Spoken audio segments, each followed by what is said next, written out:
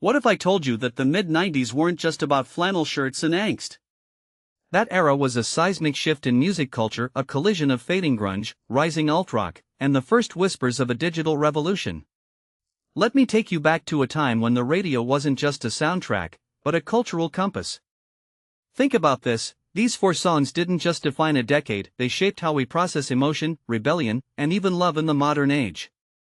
And honestly, I think we've been living in their shadow ever since.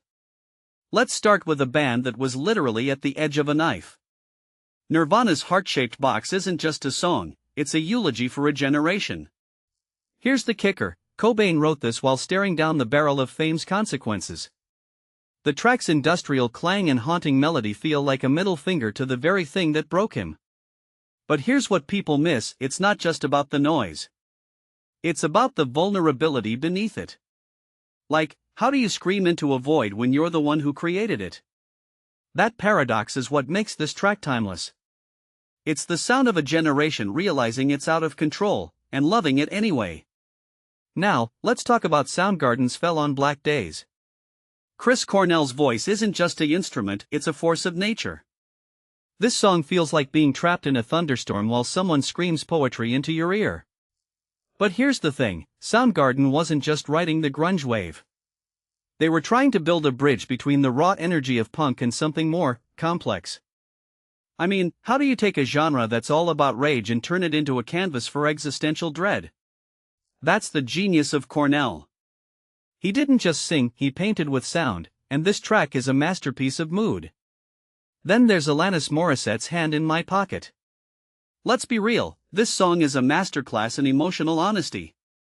But what's fascinating is how it represents a cultural pivot. Grunge was all about brooding and isolation. Alanis? She brought the chaos into the personal. Her lyrics aren't just confessions, they're invitations. Like, hey, I messed up, but I'm still here, and I'm still trying. That's what made her a phenomenon. And honestly, I think we're still dealing with her legacy. Her ability to turn pain into art without losing the humanity is something we've tried to replicate for decades now. And finally, Dave Matthews Band's Crash Into Me. This isn't just a love song, it's a blueprint for the future of rock.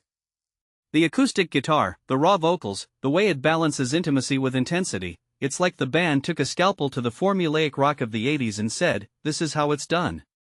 But here's the deeper angle, this track was a signpost for the jam band movement. It proved that rock didn't have to be loud to be powerful. It didn't have to be polished to be authentic. And in a world that's now obsessed with curated perfection, that rawness feels more radical than ever. So what does all this mean? These songs weren't just hits, they were cultural experiments. They asked questions about identity, art, and the human condition that still haven't been fully answered. And if you take a step back, you realize something, the mid-90s weren't just a transition. They were a reset. A moment where music became a mirror for a generation figuring out who it was and who it wanted to become. What's the one song from that era that still haunts you? Because I guarantee it's not just nostalgia. It's a conversation we're still having today.